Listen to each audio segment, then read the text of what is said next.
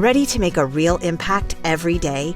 Join the Active Day Home Care team and help clients maintain their independence in the comfort of their own homes. Make a difference in someone's life as you provide essential daily assistance and protect their health and happiness. Earn up to $20 an hour and enjoy additional perks like optional daily pay, 401k, paid time off, ongoing educational training, and more. Join a team that values care, compassion, and your professional growth. Visit activeday.com to apply. Pet Life Radio.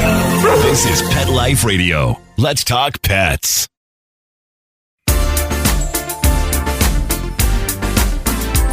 Rappaport to the rescue with award-winning animal advocate, best-selling author, journalist, and pet products creator, Jill Rappaport. Hi, welcome to Rappaport to the Rescue. I'm Jill Rappaport, having such a great time. I'm actually in Michigan right now, where I was born and raised, and I'm so excited to be here with my mother and my wonderful sister and my brother-in-law and their four-legged fur child, Howie. We are celebrating my mother's 97th birthday. I say she's 97 years young because she is sharp as a tack. I walk in and she said, "I don't know if I like that lipstick. Last time you wore a better color." I said, "How are your eyes better than mine?" And she did that without even having glasses on. She is the most intelligent, beautiful, wonderful person. I only hope and dream I can live a life like she has and get to 97 and hopefully more. I always used to say when my friends would meet her, they would all agree with me that she was going to be, if you remember this, on Willard's birthday list. Do you remember Willard Scott from the Today Show? And he would have the 100 Smuckers birthdays. And I always said, "Mom, you're going to be on that list, and 100 plus, plus, plus." So we're on our way, Mom. I love you. You are the best mother in the world. And on another wonderful note, the last time I did my podcast, I was talking to you about my latest little rescue, Nathan Detroit Rappaport. I named him Nathan in honor of another hot dog company because he's a little red doxy. Detroit, my hometown, and I love guys and dolls, so it was the perfect name, Nathan Detroit Rappaport. If you remember from my last show, I told you that this little 14 plus, can you believe this? This little 14-year-old Doxy was abandoned on the side of the road in the Hamptons. His paws were bloody. He's completely deaf, mostly blind. He has a heart murmur, enlarged prostate, major dental disease, and they left this little angel to fend for himself. Can you believe this? But as luck would have it, and I say as fate would have it, he ended up with me.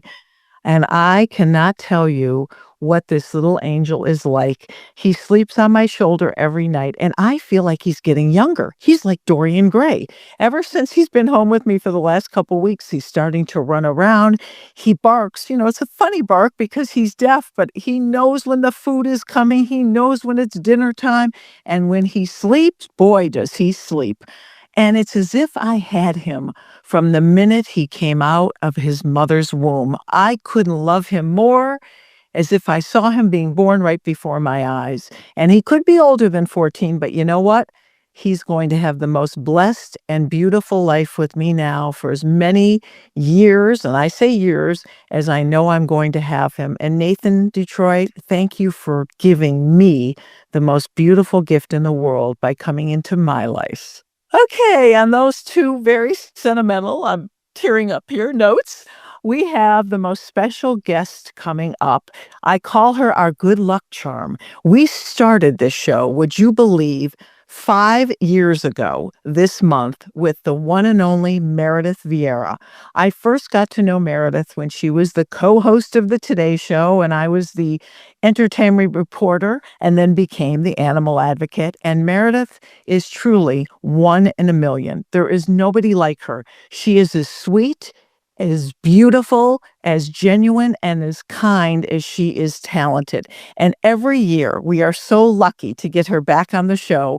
Every year, she marks a new year for us on Rappaport to the Rescue by joining us, and we always catch up with her and hear what she's up to. She's a huge animal lover. We met and bonded over her dog, Jasper, and she's had several losses over the years, but this year in particular, Meredith has gone through a very, very difficult time.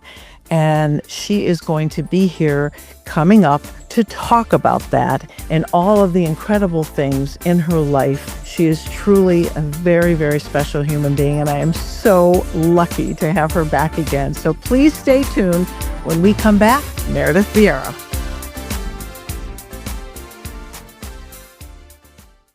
Want to know who the latest trendsetters are in Hollywood? How about Irish setters? Find out who's been spotted with spots, chowing with their chow, and shopping for Gucci with their Poochie. Get the scoop on all the latest celebrity pet patter right here. Pet Life Radio. Let's talk pets. Let's talk pets. Let's talk pets On Pet Life Radio. Pet Life Radio. PetLifeRadio.com.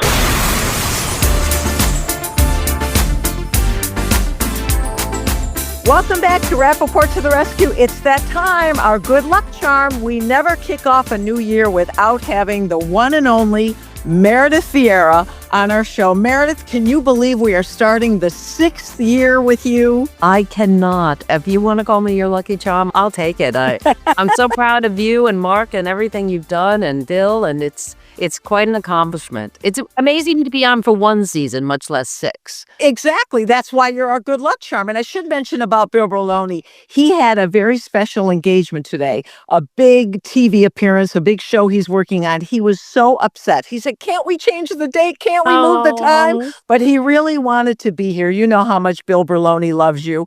And we love trained him. Jasper. Yes, exactly. Was Bill on Just Like That? I feel like I saw him on that. Yes. It was okay. I thought it was Bill, and I'm going, oh my gosh, look at him. That was so much fun. Yes, because that's his English bulldog. Kristen Davis's character, that's his dog. And Oh, also, wow. he got Sarah Jessica Parker Shoe, her little kitten. Oh my goodness. Yeah, so Bill, obviously, he's the master of all the animals on stage and screen. Totally. So, Meredith, I said in the intro, over the years, we bonded at the Today Show, and especially over our animals. And we used to Absolutely. talk about Jasper and then, of course, Felipe and all the animals you've had. But this has been such an incredibly difficult and very sad year for you. Since we caught up with you the last time, we always checked in with you and talked about your family and Richard and what you were going through and how he was doing.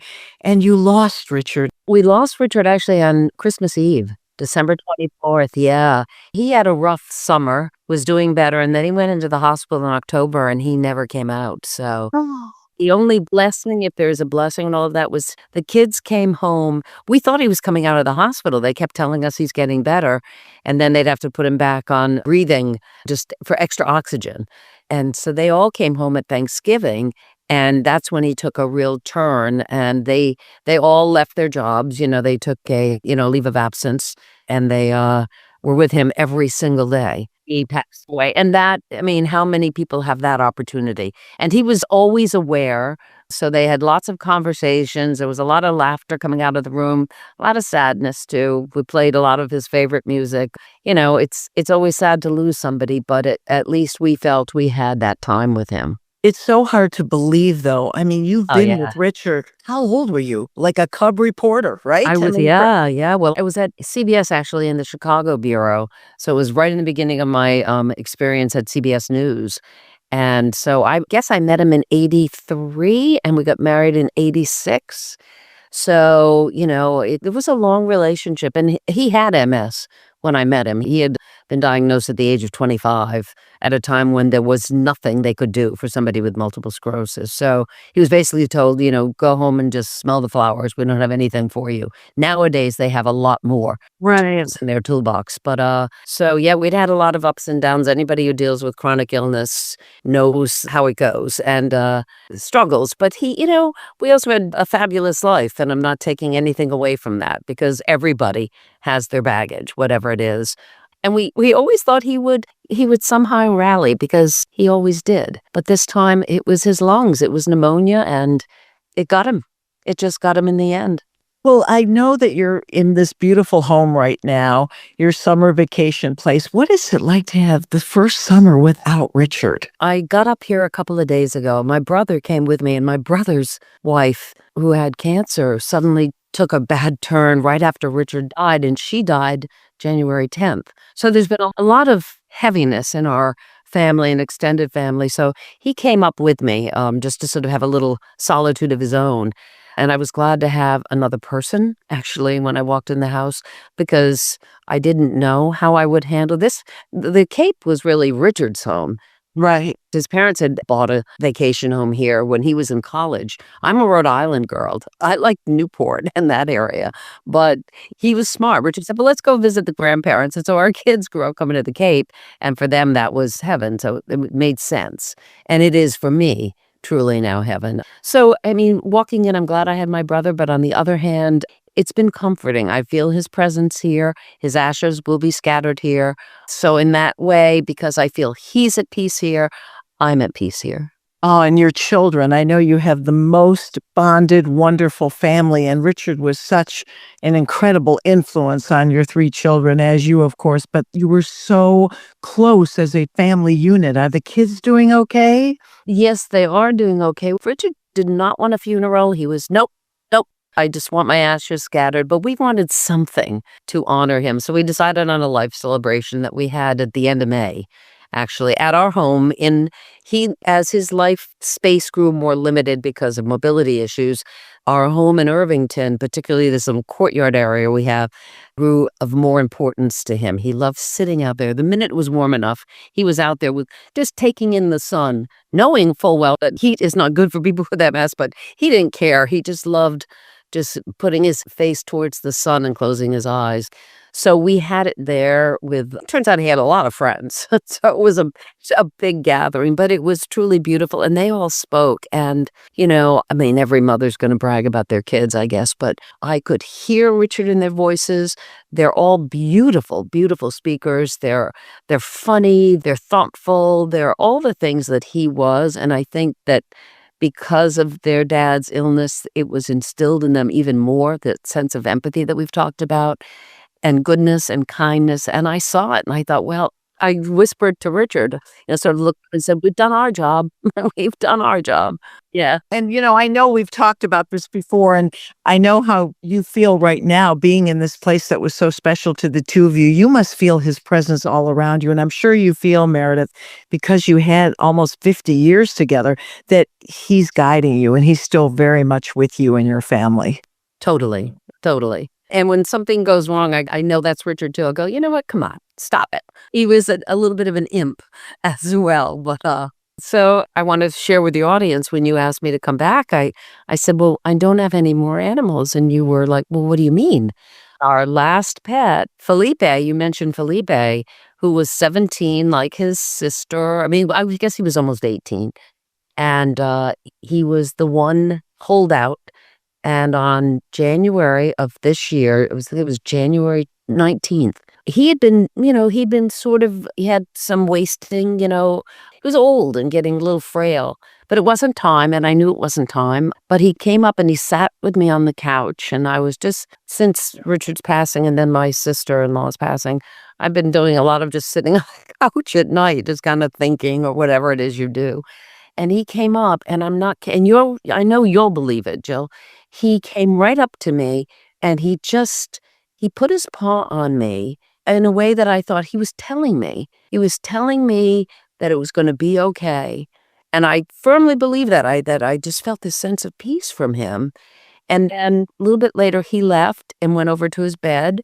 And in the morning, I got up pretty early. It was like 4:30 and he had passed away. And I really think he was telling me, I'm not going to put you through what you've just gone through. I'm going to just quietly go and you'll be okay. I mean, I get emotional when I think about it now because you and I and Bill have talked about the intuitive nature of animals. And we saw it when Jasper died and the cats stood sentry next to him as he was passing away, like the guardians.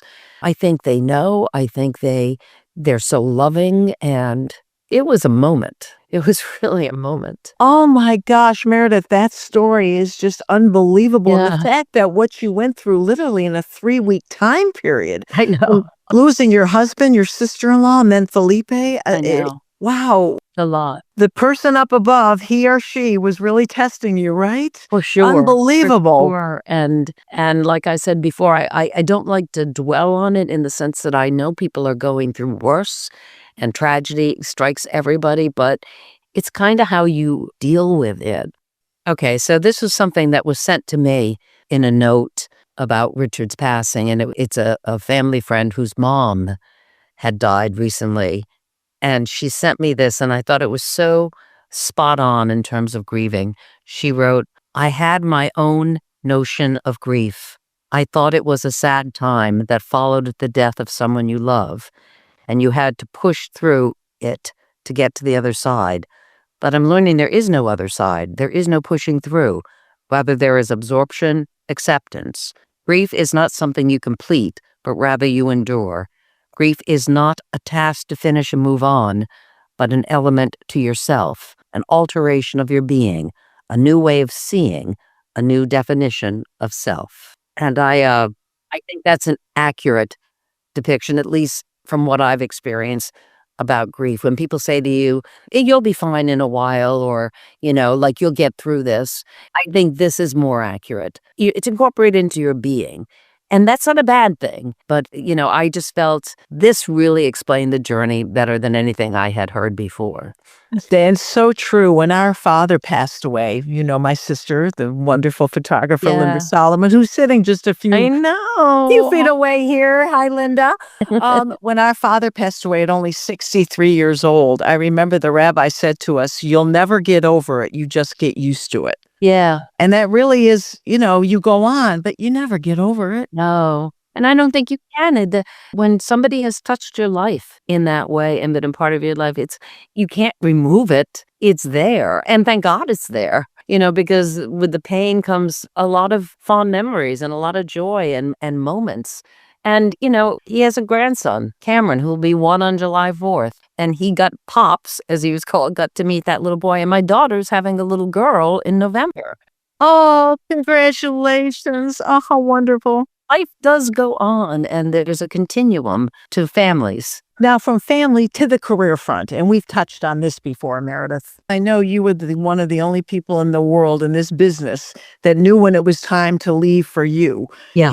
They wanted you, they wanted to keep you, and you were like, I want a life, Yeah. and I'm ready to do something different. That doesn't happen with people in your position, but you still have maintained an incredible career, but on your terms. Yeah, it was something that I had to do. It's part of the reason why I've done so many different types of jobs, because you and I've talked about this. The more irons you have on the fire, the more likely you are to keep working. Because, okay, you don't want a journalist. I can do a game show. I can do a talk show. I can, I wear a lot of hats. And you love doing the game show. And, I adore it. I adore it. We just finished shooting our 7th season. That's not hard. And this season, we did what nobody's ever done. 25 words or less. 25 words or less. This season, we went live. And the reason we went live was because to do something that nobody had done in game show history, and also in order to make our show stand out, and also because the business is constantly evolving. So you have to come up with ways to stay relevant. And I think they knew, well, she knows how to do live,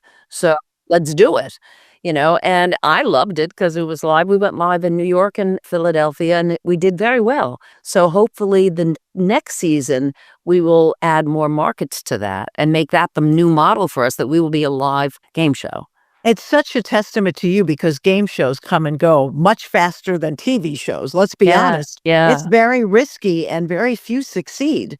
But Yeah, they that's have right. Meredith Vieira, so come on. I appreciate that. But ultimately, and Alex Trebek said this, and I've said it many times as well, if you ever think that you're the star and not the game, you're sorely mistaken.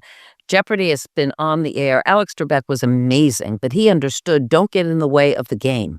And I think that's very true. If you have a really good game, people are coming to that show because they love the game. And your job as the host, if you're good at it, is to keep it smooth sailing and always elevate the game. And I've done that. I did that with Millionaire, obviously, and I've done that with this game because I believe in them. And so if that makes me a good host, I'll take it. But ultimately, they're not coming for me. They might think you're a good way into the game, but they either like the game or they don't. And they happen to like the game. Yeah, they love the game, but you're the face of it. So, and what's amazing, you started out such a hardcore journalist, boots on the ground reporting, then Today Show host, and then this other side of you. And I always knew the zany, wild, fun side. I'm so happy that I was in news when I was, and when it had to me a level of integrity that I don't see. Now, that I don't want to be unfair because I know there are many, many hardworking journalists for sure, but it feels like we've all gone into our silos, our news silos. Right. So the people who are conservative, they only watch conservative news. The people who are liberal only watch liberal news. Everybody has their point of view and they want it basically echoed back to them. And I don't think that's good. I don't know how you get to the truth just by regurgitating what you think. But even the liberal people are being censored. I mean, come on, look what's Totally. happening. So you can't Totally. even be who you are on TV No. and news anymore. No, but I think that breeds this alienation among people. Instead of sharing our views and really discussing them, we all go into our bunkers, and some of them we're forced. Like you said, right now, the climate in this country, if you open your mouth, good luck. Well, look at Terry Moran on ABC. Exactly. That's a great example.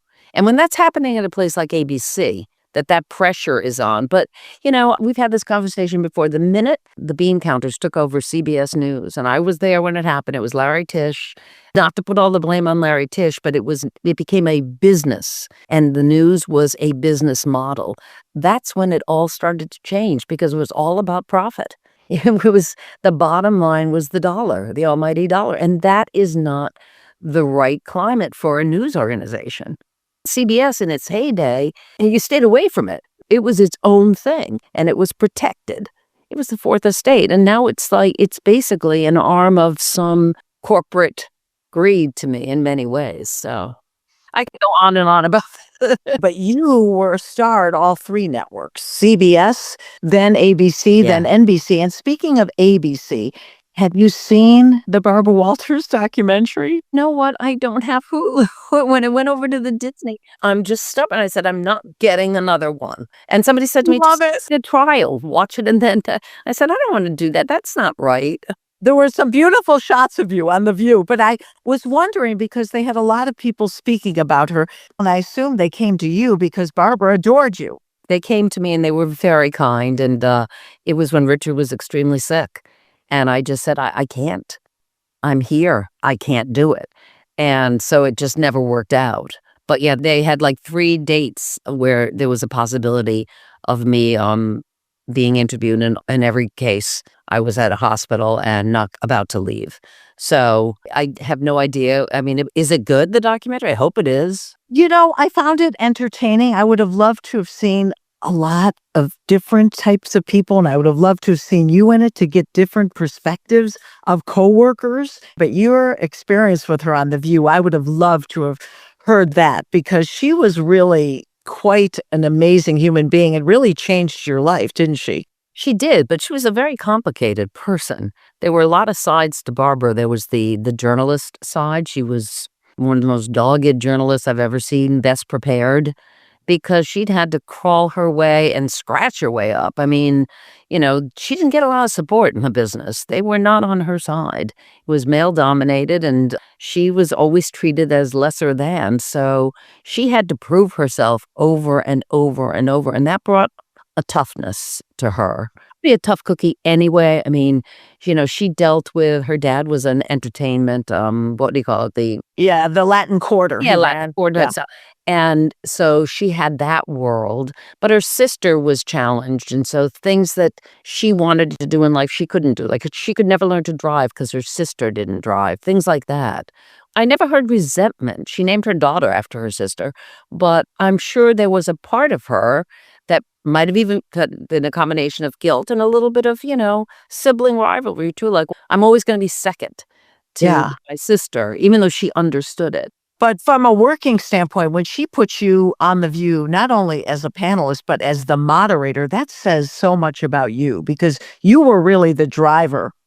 She was at the other end of the car, but you were hired to be the driver of the team. She kind of did want to drive it, but which it was always a push and pull with her. Because I say, I'm hosting it or I'm not. Either I am doing it or I'm not doing it. Because she always had her opinions and she wasn't shy about sharing them. But I think part of the reason why she put me in that role is because she knew my journalistic skills would play well there. And she wasn't planning on being on all the time. That's why Joy was brought on. Joy was there when she wasn't there. Yeah, Joy's in the special. Oh, I'm sure Joy was in.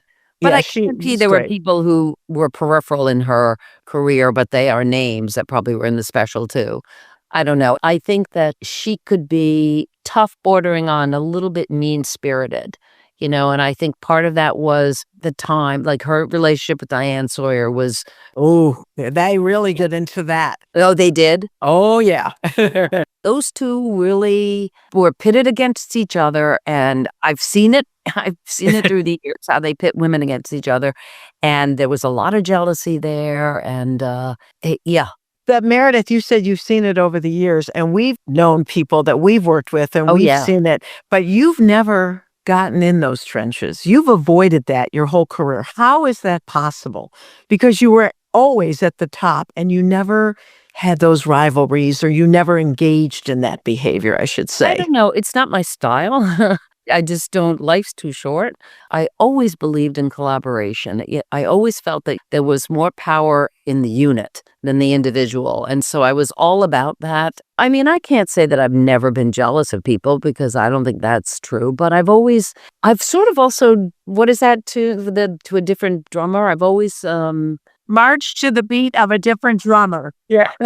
my career was not like a lot of other people's.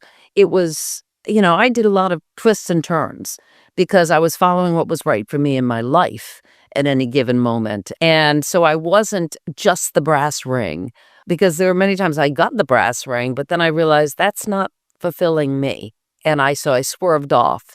And there were times where, people would say to me, wow, what a mistake you just made. You gave up this lucrative career for what? And I mean, people can make you feel insecure pretty damn quickly, but I always knew at the end of the day that it was right for me. So I couldn't really look at other people's careers and compare them because mine was very much my own. It shows. I mean, everything you've done, all facets of the business, and always with a great attitude. And everybody always says you are the sweetest, kindest person in the business. And What they you say just- about you. well, I didn't reach the level of success and have the shows and the career that you've had, Meredith, but thank you. I think my shelter animals may agree with you. Well, what else Well, matters? I get a lot of wagging tails. You get great comments. But no, it's really amazing what you've done. Do you think you might ever go back into a talk show situation? Because you're so great at that, and that you don't quite have to deal with the news in the same way. I don't see it right now. I really, if the last 6 months or whatever have shown me anything, that life is short. And right now my head is really in, my grandmother's name is Lulu because my middle name's Louise. So Lulu is, well, they'll call me whatever they want to call me. But I'm really in Lulu mode, and I want to figure out a way to be there for my children and my children's children in a way that is helpful for them, and that allows me to be part of that life. Because I'm 71. I'm not going to see my grandchildren get up into their 30s and 40s. I'm realistic. I pray to God I see them long enough to. What do you mean? My mother's 97. Come Well, on. I know that's good, and I know. So I try to stay fit. So, but you know what I mean. I mean, right now that's where my head is, to be totally honest with you. And I've got a lot more. I have a lot of decisions I have to make, and they always say when you're in the midst of grief, when it's fresh, that's not when you make the decisions. Allow yourself some breathing space. So I am doing that, but I don't want to see another job per se. But you never know. Who knows? Well, considering where you're at now, and you do have some time to really think about life and enjoy your life and take time to smell the roses, as they say, what about getting another animal, rescue doggy or a kitten or a cat? I really want to, but right now I'm in the middle of like trying to figure out other stuff. I really feel taking an animal into your home, that's a big responsibility. I don't want to take in a dog and then put them in a whatever, like what do you call it? A boarding Doggy daycare. facility? Yeah, boarding Yeah. facility, because I want to go here, there, whatever. I don't want to do that. So Okay. is it in my future? I hope so. But right now I'm just trying to get grounded again. My son, who has a little baby, he has a dog, Arthur, and my daughter has 2 cats. So they're your animals grand around. doggies and grand catties. Yeah. And I love them. I mean, when I went to visit my son in Washington, Gabe, because the other 2 live in New York, Lily and Ben, but Gabe and Allie and Cam and Arthur live in DC. And I honestly had as much fun walking Arthur as I did hanging with Cam because they're such characters. I think my son's like, "Really, Mom?" I said, "Yeah. I mean, they're both adorable. They're both just so much fun." And I don't know. I just really enjoyed it. Meredith, again, the most magical time being with you. Thank you so much for giving us your presence, your intelligence, your wisdom. And I know what you've been through this year, and you're just amazing to me. You're an inspiration to everyone. And thank you for being here. I feel the same way. Thank you. Congrats on such a successful podcast and deservedly so. And thank you again, I say it every year, for what you do for your animals and to keep that on the forefront of people's minds and to remember what matters in life. And you are a blessing. So there. I'm not going to keep going. I got to end on that great note. Take care, sweetheart. Thank you all for joining us today on this edition of Rappaport to the Rescue. Let's Talk Pets, every week on demand, only on PetLifeRadio.com.